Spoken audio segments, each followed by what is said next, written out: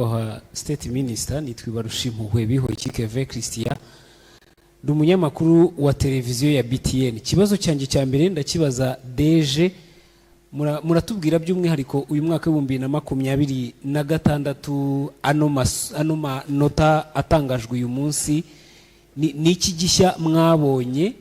Hanyuma by'umwihariko ku ruhande rwa ministeri hari amashuri amwe namwe yafunzwe, mwari mwabikomojeho nyakubahwa State Minister, ariko turagira ngo mwongere mu bigarukeho. Hari amashuri yafunzwe ngira ngo nko murenge wa Kinyinya kugeza kuri ubu hari urutonde rw'ibigo bigera kuri 34. Hari n'ahandi tugenda twumva baduhamagara bata amashuri yacu arafunze kandi amashuri agiye gutangira. Impamvu yabaye yihe? Ese ayo mashuri hari ikizere cyuko ari buze kongera gufungurwa? Ubwo muragira ubutumwa mugenera n'abandi bashobora kuba batarafungiwe ariko bashobora kuba bakwirara. Murakoze.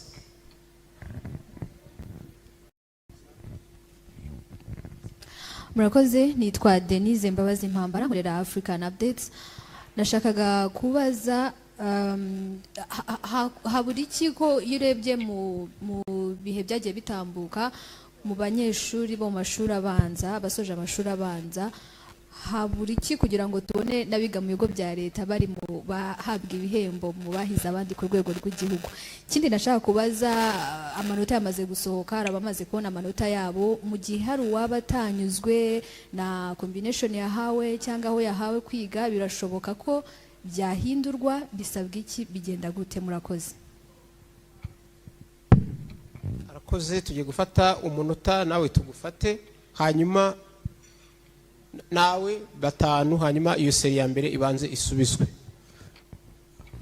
Murakoze, nitwa Imani Prince Rwamucyo, nkaba ndi umunyamakuru ku munota.com. Nashaka kubaza ku mpinduka zakozwe mu burezi cyane cyane muri TTCs, hari ahiga abarimu.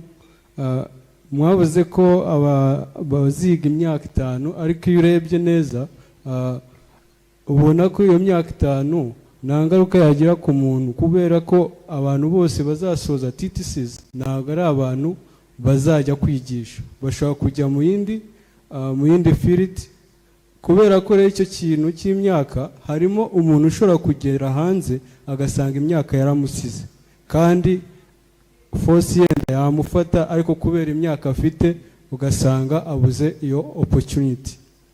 Ikindi kibazo nshaka kubaza nuko kuri ibi by'imyitwarire mibi aho abanyeshuri bakubita abarezi babo, ndabaza ni ntago akantu k'akanyafu kasubiraho, kuko akanyafu kaba kazima katuma ibyo bintu byose bishira, kuko mbere kakiriho wabonaga ko imyitwarire y'abanyeshuri igenda neza kandi nta n'ikibazo kiriho. Na ikindi kibazo, okay, murakoze. Murakoze, nitwa Charles Mikoroneza, umunyamakuru wa The New Times. Nifuzaga kubaza ku bijyanye na kese zo gukopera zaba zarabayeho. Nifuzaga kumenya n'abana bangahe bagaragaye muri iyi kese, ndetse ku ayo masite mwari mwatubwiye ko hagikorwa iperereza ku bana baba barakopeye. Ese ryo rizarangira ryari? Noneho ku bazagaragara ko bakopeye bazahanisha iki? By'umwihariko hari kesi twabonye y'ikigo cya Rukomo Kinyagatare, aho abana bakopeye ariko bafatanyije na bamwe mu barezi ndetse n'abashinzwe discipline. Mwaza kuyikomozaho? Murakoze. Murakoze cyane. Nitwa Ishimwe Honore, nkorera Mama urwa Gasabo TV. Muri presentation mwadusangije mwagaragaje ko hari ikibazo ku mitsindire ya entrepreneurship nk'isomo ritoza abana gukanguka mu gutekereza byagutse mu guhanga umurimo. Mubona ari iki kizashyirwamo imbaraga kugira ngo hiri somo rizamuke mu gihembwe gikurikira cyangwa se mu myaka itaha? Murakoze. Murakoze cyane kuba Minister na Deje mwadusubiriza ibyo bibazo, tugaza gufata seri ya nyuma cyangwa se rikurikiraho kugira ngo bitaba byinshi. Yego, murakoze. Haramaze kuba ibibazo 5. Yego, murakoze. Ni byiza ko dufata akanya n'ibyo tukagira ibyo dusobanura. ngira ngo Kevin wa BTN hari ikibazo yabajije deje uvuga ngo ni iki gishya twabonye, ndaza kuza kumureka aze kuza kugisubiza. Hanyuma wanabajije ku mashuri yafunzwe, ni iyihe mpamvu, ni iki cyabaye, utanga n'urugero rwa Kinyinya. Wenda mvuze gato ku mashuri, aya mashuri afungwa. Ni ngombwa ko abantu bumva ko rwose ishuri kugira ngo rikore ryemerwe hari ibyo rigomba kuba ryujuje. Iyo ritabyujuje, niyo mpamvu ikigo NESA gihaguruka gifite abagenzuzi bakaza bakareba. Iyo basanze ritabyujuje ntabwo baryemerera gukomeza gukora. Ibi ni kimwe n'ibindi byose, ntabwo ari ku mashuri yonyine. Now aya mashuri particularly yagaragaye muri iyi minsi yashize, ni iki tugiye kuyakoraho? Nk'uko twabigiye inama yaba ba nyir'amashuri ndetse dufatanyije n'inzego z'ibanze, dufite ibyumweru 2. Icyo gihe amashuri afungwa aho twari tugifite n'umwanya, ba nyir'amashuri bashobora gukorana na NESA, hanyuma ibituzuye bakabyuzuza. Bamara kubyuzuza, ejo bundi ku itariki ya 7 z'ukwa 9 nabo bagatangira neza nta kibazo. Aha niho nshaka kugarukaho, nta byacitse, ni ibintu bisanzwe. N'ubusanzwe dusanzwe dukora ubu bugenzuzi. Ikibazo ni uko niba hafunzwe umubare munini w'amashuri, ni ukuvuga ko hari ahantu tuba twadohotse ku nzego zose, tukemerera amashuri gutangira ariko adafite ibisabwa. Nagira ngo twumvikane ku kijyanye n'ibishobora kubaho amashuri iyo yatangiye atujuje ibisabwa. Icya mbere, usanga abana bigira mu nyubako zishobora gushyira ubuzima bwabo mu kaga. Twasanze ingero zimwe, amashuri aho usanga abana abari mu kiburamwaka n'abiga muri primaire bose babahurije mu ishuri rimwe. Aba bana wansobanurira uko biga? Icya kabiri, ukajya ukareba icyo qualifications cyangwa se ubumenyi umwarimu afite, ukabubura. Ese aba bana barimo kwigishwa nande? Ese afite ubuhe bumenyi, afite ubuhe bushobozi bwo kubasha kubigisha? Icya gatatu, ufite abanyeshuri 600 ariko ufite ubwiherero bumwe. Ubwo ni abo twabonye bakorera nko mu nzu zo guturamo. Aba bana 600 ni urugero ntanze, bashobora kuba 200, bashobora kuba 100, bashobora kuba 50, ndetse niyo baba 20. Iyo ubahurije aha hantu ukabajyana mu nzu usanzwe utuyemo, nta bwiherero wateguye, uba wumva ko biri bugende gute? Ndetse n'ibindi bipimo bitandukanye. Ni ngombwa rero ngo abantu babyumve rwose. Nka leta turishimira ko abikorera ibi bintu babikangukiye, bashaka no kubikora, ariko ntabwo kubikora mu buryo butari bwo tuzakomeza kubyihanganira. Nizere ko ubutumwa butanze buhagije. Nongere nibutse, niba hari ibyo utujuje, turacyafite akanya gatoya, wakorana n'ikigo gishinzwe ubugenzuzi NESA ku itariki ya 7 z'ukwa 9 hakagera ibyo usabwa wabyujuje. Nongere kandi nanone nibutse kuko nari nabivuze mbere, ababyeyi, abayobozi, murebe ku rubuga ireme.nesa.gov.rw, murebe niba amashuri abana banyu barimo yemewe. Niba atemewe, mwibutse abayobozi b'ayo mashuri bakorane na NESA kugira ngo ibisabwa babyuzuze. Nidusanga batabyujuje, ubwo tuzabahagarika. Iyo tubahagaritse, akenshi na kenshi bigira ingaruka ku bana, ku myigire y'abana. Mudufashe, dufatanye kugira ngo tuzamurire hamwe ibipimo by'amashuri yacu, abana bige kuko mu buryo bwagenwe. Hanyuma Mambara muri African Updates, ikibazo wibajije uvuga uti harabura iki ngo tubone abiga mu bigo bya leta, mu by'ukuri ntacyo, ndetse no mu bihe byashize twarababonye.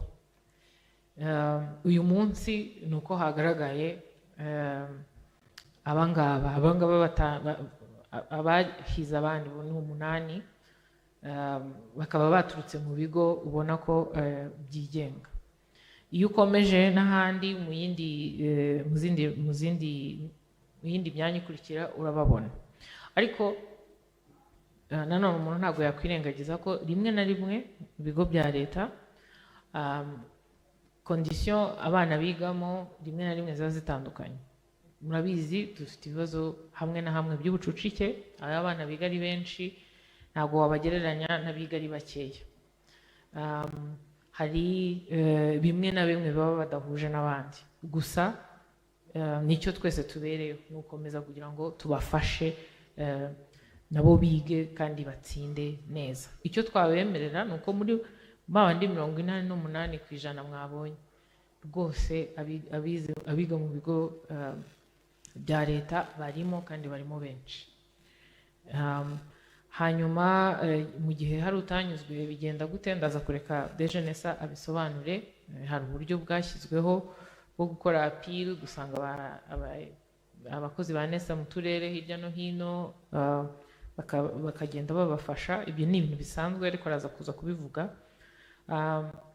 Hanyuma Prince umunota.com TTC cyangwa se amashuri nderabarezi, ndagira ngo wenda mbonereho nkwibutse ko abanyeshuri bajya kwiga muri TTC ni abanyeshuri baba bitegura kuba abarimu, nicyo kibajyana mu buzima. Iyo avuyemo akajya gukora ibindi ntabwo bimuvanaho ko ari umwarimu, ni ukuvuga ni umwuga. Ni nk'uko wiga kuba umuforomo, iyo wize kuba umuforomo nubwo wakomeza ukajya gukora ibindi ntabwo bikubuza kuba uri umuforomo. Ni kimwe n'uko muzi ko dufite n'irindi shami rya ibaruramari accounting, iyo ni umwuga. Niyo mpamvu rero aba banyeshuri uko tubigisha tuba tubategura kwigisha. Ikindi kandi ntekereza ko abantu batumvise neza ni uko aba banyeshuri mu by'ukuri nta tandukaniro riri mu myigire. Igihinduka ni iki? Uyu munsi abarimu bigisha mu mashuri abanza ni abize imyaka 6 y'amashuri yisumbuye, ndetse bakaba barize muri TTC, nyine barize mu mashuri nderabarezi. Icyo twongereye ni uko noneho abazajya bigisha mu mashuri abanza bagomba kuba bafite icyiciro cya mbere cya kaminuza, kuvuga ngo bafite A1. Uyu munsi babaga bafite A2. Kugira ngo tugere aho ngaho, aba banyeshuri tugomba kubanza kubigisha. Baziga imyaka 3 ya mbere nk'ibisanzwe, nibarangize bongereho imyaka 2 ya kaminuza kugira ngo bagende noneho bajye kwigisha. Ibyo rero bizadutwara imyaka 5, ari nayo mpamvu mwabonye twihaye igihe cy'imyaka 5. Mu gihe turimo gukora ibi, tuzoba turimo no gufasha abarimu basanzwe bigisha mu mashuri yacu ya primaire kugira ngo nabo bazamure bagere ku kindi cyiciro. Bivuze iki? Bivuze ko nyuma y'imyaka 5 abarimu bazajya batwigishiriza bose bagomba kuba bafite A1. So ntabwo ntekereza ko wenda byari byasobanutse, ariko ni ibi ngibi. Nyuma yaho umwana wize muri TTC azasohoka afite iyo impamyabumenyi ya kaminuza, impamyabushobozi ya kaminuza y'icyiciro cya mbere, ashobora kugaruka akigisha nk'uko dusanzwe dukora uyu munsi, amara imyaka 3 yigisha, yarangiza agahabwa amahirwe yo gukomeza akarangiza icyiciro noneho cya 2 cya kaminuza. Nyuma yaho yahitamo kujya gukora ibindi kimwe no mu bundi buzima, bwose birashoboka, ariko bazi cyangwa aho yahereye ni ubunyamwuga bw'ubwarimu. Wanibajije ku myitwarire mibi uti akanyafu ese kagaruka. Twebwe twemera ko amakosa abana bakora cyangwa se abanyeshuri bakora ntabwo akemuzwa akanyafu. Hari igihe akanyafu kahinduka ikinyafu. Ubivuze akanyafu ni relative. Umwana ukabona baramukubita bihanukiriye kandi wenda ikintu yakoze ari ikintu ishobora gukosorwa ukundi. Ntabwo rwose nka Minisiteri y'Uburezi tuzigera twemera ko umunyafu ugaruka. Ntabwo tubyemera, ntabwo ari byo, ntabwo ari bwo buryo bwiza bwo kurera umwana. Gusa kuwakosheje nabwo ntabwo azihanganirwa. Iki rwose cyumvikana. Urarwana na mwarimu mu ishuri ntabwo uzihanganirwa. Twabonye abakora urugomo bagatangira abarimu ntabwo uzihanganirwa. Icyo gihe tuzagusezerera ugenda ujye gukora ibindi bintu ahandi. Ntabwo wakomeza kuba mu ishuri utabashije kugira imyitwarire iboneye. Hanyuma Charles muri New Times wabajije kuri cases zo gukopera. Mu by'ukuri cases twabonye uyu mwaka zigera kuri 243. Ariko nk'uko tuba twabivuze ntabwo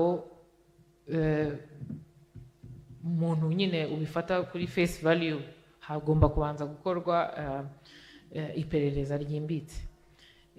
Icyo rero uyu munsi iyo wabaye suspected kuri iyo case, watanze urugero rw'ishuri rimwe, tugomba kubanza nyine tugakurikirana. Wabivuze neza, aho n'abarimu cyangwa se abasurveillant nabo babigizemo uruhare, ibyo byose turabikurikira kugira ngo yaba umunyeshuri ariko n'abamufashije gukopera nabo bakurikirana. Niyo mpamvu bifata akanya.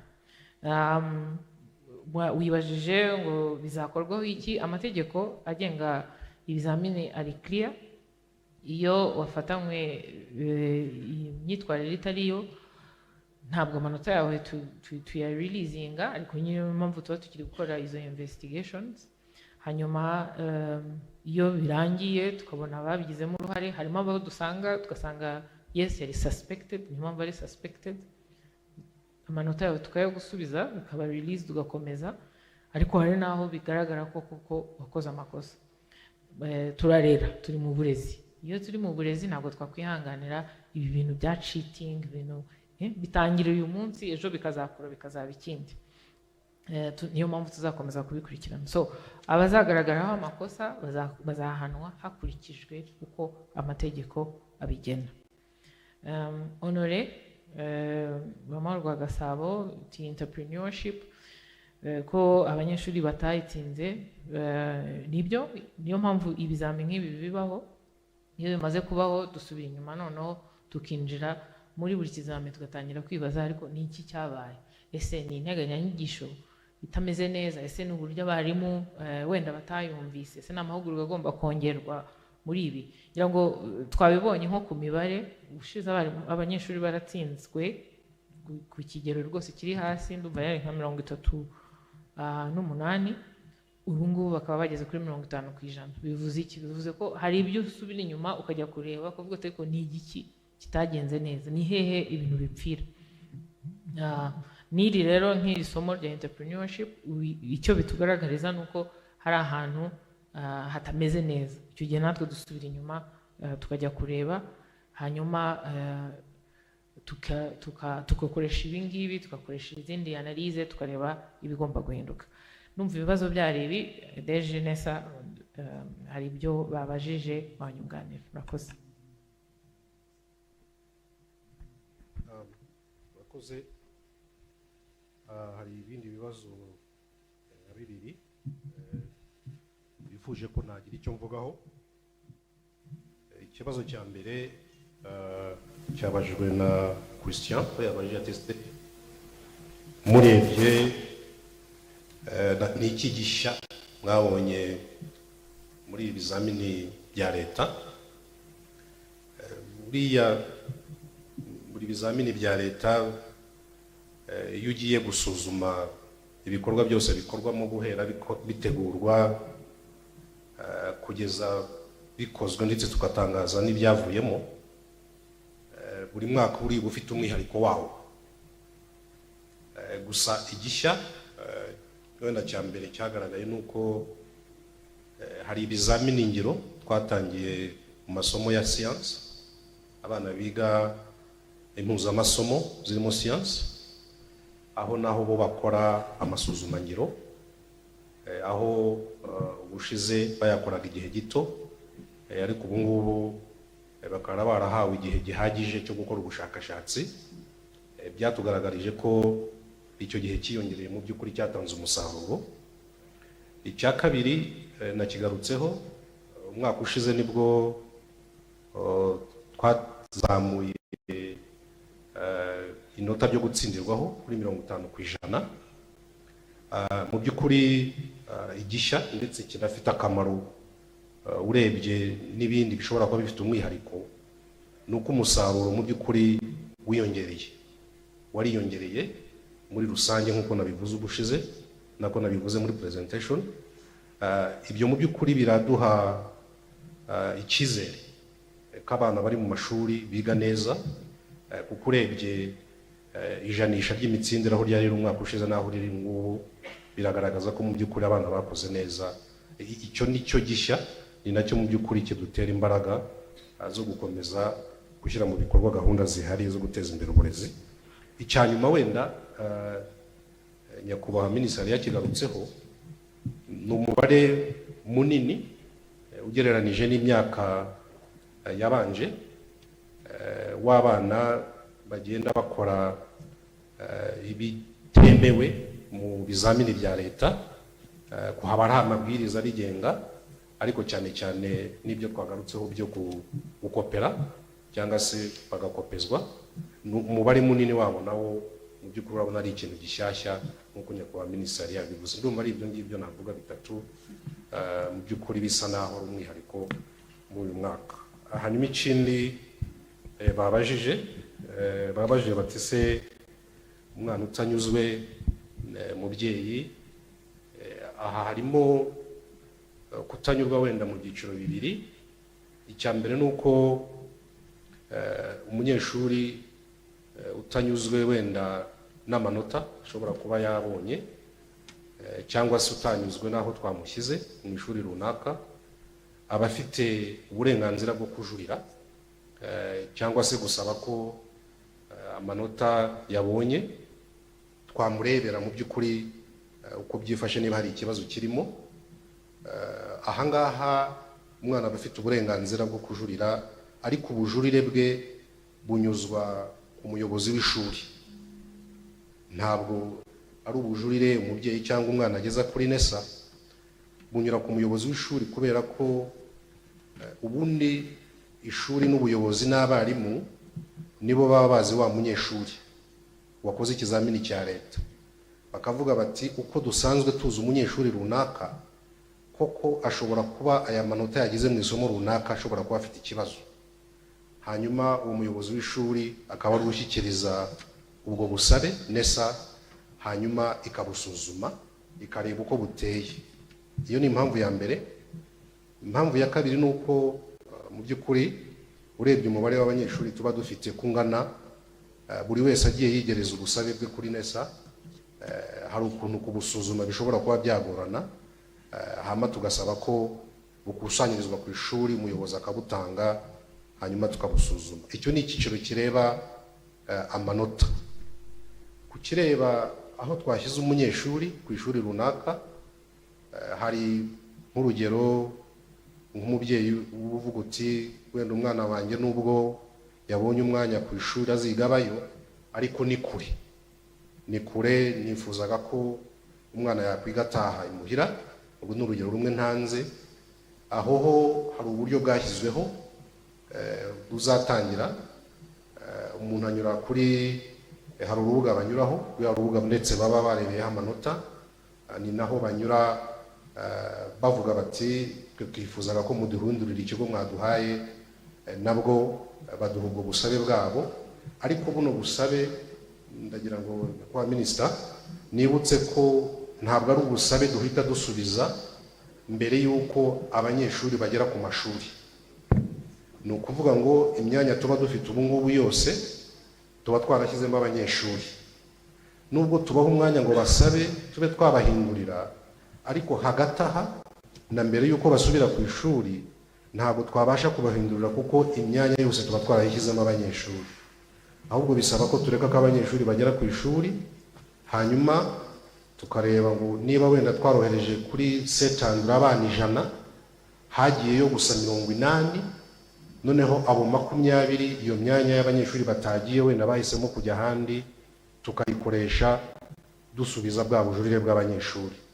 Aha rwose kujurira biremewe, ariko ku bujurire busaba guhindurirwa ishuri ntabwo twabusubiza abanyeshuri batari basubira ku ishuri.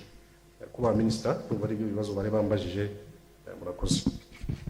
Murakoze cyane kuba minisita na DG. Twafata ibibazo bya nyuma cyane ko ndeba yego ufite duhere ko ufite mikoro uri nyuma ye, nawe nibyo bibazo mbona byari bisigaye, ndabona ni time zamutse ubwo biterwa ikibazo kimwe mwihute murase ku ntego. Murakoze. Thank you Honorable State Minister.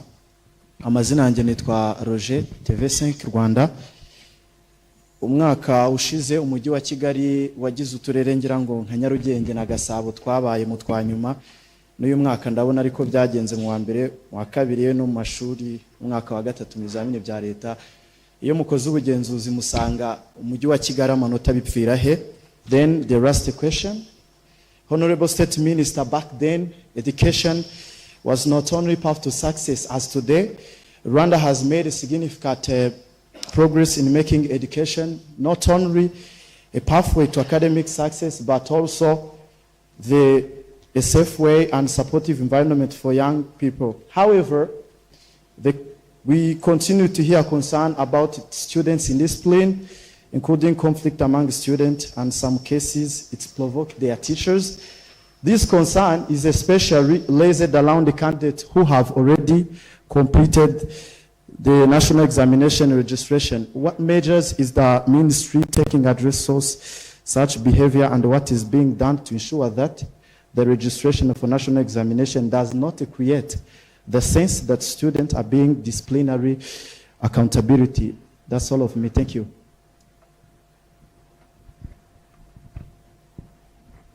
Murakoze. Nitwa Nkundi Eric Bertrand, ndi umunyamakuru wa Goodrich TV. Ikibazo mbaza kirajyana n'imibereho y'abana, ubuziranenge bw'ibyo kurya bagaburirwa. Hari aho usanga kugeza ubu ngubu abana bashobora kurya ibiryo bidafite isuku cyangwa se byamaze kugaragara ko birimo utundi dusimba, cyane cyane abo ndi bubarize ndabariza bari muri no gahunda zamura bushobozi bari kwiga, aho usanga hari amasitoke yagiye abikwa nabi ibiryo bikaba byatangira gupfa ariko bikaba bikigaburirwa abana. Ndagira ngo mugire message mutanga nimba habaho ubukangurambaga ku bashinzwe ayo masitoke kugira ngo abana bajye biga ariko banarye neza, barya ibiryo byateguranywe ubuziranenge. Murakoze. Murakoze. Kuje kibazo yuko bibaye byiza twajya tubaza ku ngingo y'uyu munsi. Murakoze. Nitwa Edward Niyonkuru ku kinyamakuru Gisabo. Nyakubahwa Minisita, mutangaje amanota y'abana batsinze muri uyu mwaka, ariko mu karere ka Bugesera hari umurenge wita Ririma ufite ibigo by'amashuri 2, aha ariko agurirwa ikibuga cy'indege, bakaba nta mwana umwaka bazakira kubera ko nyine bagomba kubimura. Nagira ngo bazende icyuho bizatera cyane cyane nk'abanyeshuri basanga bahiga cyangwa se none n'abarangije umwaka wa gatandatu, urumva nta n'ugomba kujyayo. Ababyeyi baharerera ntago barabaha amafaranga yenda ngo bashe kuba bakwimuka, yenda bari bahasanzwe bahiga usaba byakoro, ariko nk'abana barangije umwaka wa gatandatu muri bateganyiriza iki kugira ngo cyane ko benshi arabiga bataha kugira ngo nabo bazabashe batazacikanwa n'uburezi bw'uyu mwaka. akandi gato nabazaga n'ibirebana niba bagiye kwiga kugira ngo hajye higisha umwarimu ufite A1 babahaye ibihe by'imyaka 5 ese abazaba batarabashije kujya kuyiga bakaba bari bakigisha bo muri bateganyiriza iki bazakomeza cyangwa se bazahagara murakoze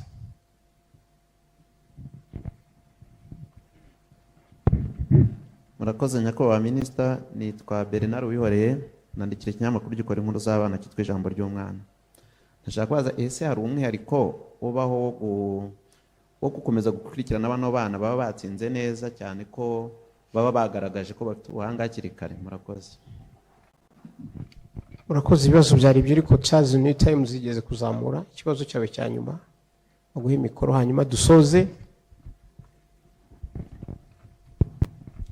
murakoze nyakubahwa minisita nifuzaga kubaza ikibazo hari gahunda ihari ya Remedio hari abana tubona bagitsindwa na nyuma yo guhabwa amahirwe ya kabiri ese mubona biterwa n'ikibazo cy'abana cyangwa hari indi mpamvu runaka yakosora mwatangamo inama ku buryo abo bana baherwa amahirwe ya kabiri nabo batsinda nk'abandi nkanabaza se ubona iyi gahunda itanga umusaruro witezwe murakoze murakoze cyane dusaba Minister of State na Deje basubize igihe ariko giye kongeye gusubiza ijambo nongere mbashimire abanyamakuru cyane cyane badufashe kugeza ko bari hano live ubwo naho butahanya kwa Minister mwadusubiza murakoze nanone Roger ngira ngo igihe Deje Vanessa yatangazaga yerekana in detail ibijyanye n'amanota n'uko abantu batsinda hari ahantu hamwe yatinze kugaragaza uko amashuri yagiye atsinda twitegereje icyiciro cya abanyeshuri baba barimo yanabimazeho umwanya niba wibuka neza iyo slide uturere twose two mu mujyi wa Kigali uko ari 3 nitwo twari turi imbere bivuze iki rero bivuze ko ntabwo dutekereza ko umujyi wa Kigali udatsinda neza oya uratsinda ahubwo biterwa ngira ngo na ranking twafashe witegereje gusa ku kizami cya leta wabona ko utatsinze usibye ko ubu ngubu uturere tumwe tw'umujyi wa Kigali natwo twaje imbere tumwe twarazamutse ariko witegereje ku myigire y'abana mu myaka 3 ya nyuma cyangwa se icyo cyiciro umujyi wa Kigali uri hejuru ari nayo mpamvu twebwe turi mu burezi umuyobozi wa NESA yabivuze turifuza gutangira kujya twitegereza ese imyaka 3 n'ubundi tubazamo abanyeshuri kuko iyo tukora ibizami tureba muri curriculum z'imyaka 3 abanyeshuri biga bate aha rero umujyi wa Kigali uhagaze neza ibiriko ni n'uburyo bwiza ngira ngo barayigaruye slide ni iyi ngiyi ni uburyo bwiza bwo no kwibutsa cyane cyane amashuri twarabibonye ngira ngo mwebwe abanyamakuru namwe mwabaye ba mbere mu kutugaragariza ibi bibazo aho amashuri amwe namwe atangira kuvuga ngo abana batagize amanota 60% bageze mu wa 5 primaire bagatangira gukorana n'amashuri yandi bakajya babafata bakabajyanayo kugira ngo batazagaragara mu mashuri atatsindishije neza ibyo bintu kuri twebwe tubona amashuri agera akigisha gusa kugira ngo abantu batsinde ikizami cya leta kandi mu by'ukuri ntabwo ari cyo tugendereye tugendereye ko abana bumva ibyo bakagombye kuba biga niyo mpamvu tunabaza ntabwo tubaza gusa mu mwaka wa 6 cyangwa tubaza umwaka wa 3 tubaza curriculum zizwe mu myaka 3 abanyeshuri bari barimo aha rero rwose tubivuge munabidufashirize munabitugereze no ku mashuri n'ababyeyi n'abandi tugiye kujya tureba imyaka 3 ariyo tubazaho niba wiga mu wa gatandatu tugiye kureba mu wa kane byari bimeze bite, mu wa gatanu byari bimeze bite, mu wa gatandatu byari bimeze bite. Nitureba muri tronc commun cyangwa O level tuzajya tureba mu wa mbere, mu wa kabiri, mu wa gatatu, noneho tugukurikirane, niho tubasha kugira ishusho nzima y'uko umwana yize kandi yize neza. Niyo mpamvu ranking twakoze zombi kugira ngo abantu badatahana gusa aka karere ni akambere muri mu bizamini bya leta, ariko dusubire inyuma tunarebe ese mu myaka 3 igenga aho tubariza ubundi ni gute amashuri ahagaze, ni gute uturere duhagaze. Ibi rero rwose mu byumve. Hanyuma warabajije kuri concerns za indiscipline, and I'm assuming you asked the question in English because you wanted an answer in English, yes? So I had already said it in Kinyarwanda. One of the measures is that we will not tolerate any more cases of indiscipline. The culprits are going to be immediately sent away. We will not allow them to continue in school premises if they cannot uphold, discipline, dignity, respect. This was already announced, but we're going to follow up with clear guidelines to do this, and to allow schools to make sure that if a student is caught, in any malpractice, indiscipline, and any other fraudulent. We talked about, alcohol and drug abuse. If any student, or even a teacher, or even a head teacher, or even a cook, or anyone, in the school premise is caught with any of these things, we will not tolerate that. And yes, repeating it, we're going to put out guidelines to this effect. And then ikibazo cya kabiri kuri Bertrand wa Goodrich wabajije ikibazo cyiza ku buziranenge bw'ibigaburirwa abana. Rwose ntabwo ari byo ko abana bagaburirwa ibiryo bidafite ubuziranenge, ndetse naho byagaragaye ntabwo tubyihanganira. Hari amabwiriza ari clear agaragaza uko ibiryo byakagombye kubikwa n'ibindi. Iyo usanze byagize ikibazo cyangwa se bitabitswe neza, aho kugira ngo ugaburire abana barware, wafata ibyo biryo ntubagaburire, kuko iyo barwaye ibindi bibazo. Aho byagaragaye rwose mu bimenye, ntabwo twicaye ngo tubihorere, turabikurikirana, ariko tunabonereho kongera kwibutsa isuku. Hari circular dushyira hanze mbere y'uko umwaka utangira, n'ubu ngubu turi hafi kongera kuyishyira hanze.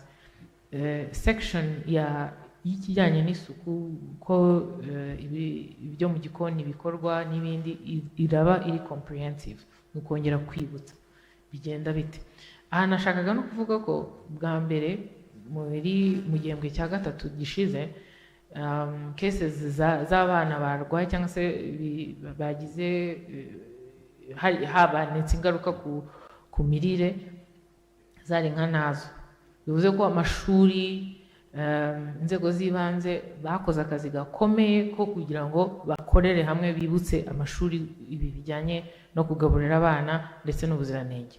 Aho byabonetse ni aho ngaho kuri ibyo ngibyo byarengeje igihe muri remedial. Aho naho ubu turaza kubyongera muri ya circular. Ngira ngo abantu bageze baravuga ati ubwo amashuri arangiye ibikurikiyeho ntabwo bitureba, ariko aho naho turahakurikirana. Hanyuma Edouard wabajije kuri Ririma. Nibyo hazaba ishuri kubera umushinga munini, hari ibikorwa remezo bitari n'ishuri gusa bizagerwaho ingaruka, ariko ntabwo twebwe, ndavuga twebwe Minisiteri y'Uburezi, NESA, ntabwo twigeze tubwira ababyeyi bigishiriza muri Ririma ngo nimutware abana mubajyana ahandi. Hari ubutumwa twahoze tubona buzenguruka, ntabwo ari twebwe twabutanze, kubera yuko turifuza kubanza ku exhaustinga ibishoboka byose kugira ngo turebe aho abo bana bajya. N'igihe nikigera rwose tuzabishyira hanze, tubimenyesha ababyeyi, tubabwire ikiri bukurikireho. Ariko mu gihe tutarabivuga, nabakangurira kutabiha akanya, kutabiha attention. Ariko byumvikane ko nibyo ibikorwa remezo iyo bije hari igihinduka, ariko mu gihe tutarabitangaza twabasaba mukurikize ibyo twebwe dutangaza, ibyo turi bubwire ababyeyi n'ibiri bukurikireho. Hanyuma wabajije ku barimu imyaka 5 nishira bataragira niba bazafashwa. Niyo mpamvu twashyizeho nyine imyaka 5. Mu myaka 5 nibyo bita grace period, hakora ibishoboka byose kugira ngo ujyana abantu mugendane. So hari abo tuzafasha mu bushobozi buke bw'igihugu nk'uko dusanzwe tubikora, hari abo twohereza kujya kwiga, ariko byumvikane ko ubushobozi bugeraho bugarukira. Harimo noneho n'abazakomeza nabo bakiga, ndetse byaranadutunguye, harimo ntibyadutunguye, n'abarimu ubwabo barabyikorera badategereje iyi gahunda. Icyo bivuze rero ni uko igihe grace period yarangiye, ubwo noneho uvuga ngo yaba umwarimu mushya tuzanye mu kazi agomba kuba afite A1, yaba uri mu kazi agomba kuba afite A1, utayifite ubwo turamubwira tuti banza ugende uyibone. Nicyo grace period bivuze ufite imyaka 5 yikoreshe kugira ngo byibuze ubugejeje kuri icyo cyiciro. Hanyuma Bernard wabajije umwihariko ku bana baba batsinze. Umwihariko urahari. Icya mbere ngira ngo mwarimu Sako yaduteye akanyamuneza. Ni byiza kwiga utabazwa ifaranga, icyo ni cyiza. Icya kabiri, iyo habonetse buruse cyangwa se andi mahirwe agenda atangwa, aba banyeshuri nubwo duheraho. Nk'ubu ndabizi mu myaka yashize hari abagiye bashyirwa kuri buruse ya leta, muri nk'abiga mu mashuri ari abanza boherejwe muri Ntare kuri buruse ya leta. Ndibaza ko na muri abangaba bazahita bakomerezaho. Muri make gahunda zose zihari cyangwa se ibihari byose aba banyeshuri nibo baherwaho, ntabwo tubareka. Hanyuma kuri Remedio, Charles wababajijeho, kuri Remedio nibyo itanga ku kigero gishimishije. Nibaza narimo gushakisha statistics zishize zitari iz'ubu ngubu ntabwo twe twazibona. Abakoze Remedio babashije gutsinda barimuka ku kigero kirenga 60%. So biba bivuze iki? Bivuze ko umwana aba akeneye gusa kwitabwaho by'akanya gatoya, ni ukwezi kumwe cyangwa se n'ibyumweru 3 kumufasha, ubundi ukamuha andi mahirwe agahita akomeza. Ibi rero twe twabonye ko kuko byatanze umusaruro, turifuza kubikomeza. Birumvikana ko bisaba byinshi, bisaba mikoro, ibyo nibyo tugiye gukomeza gushakisha, hanyuma tugafasha aba banyeshuri. Iyo bafashije bituma bakomeza, iyo bakomeje biga neza, ndetse noneho n'abandi bagiye kuza nabo bakiga batabyigana n'umubare munini wababa batageze ku bipimo twifuza. So nashaka kubivuga kuri Remedio rwose yarafashije, turabibona, ndetse tunahamya ko n'umusaruro murimo kubona no muri ibi bizami bya leta n'ahandi byanze bikunze Remedio yabigizemo uruhare. Murakoze.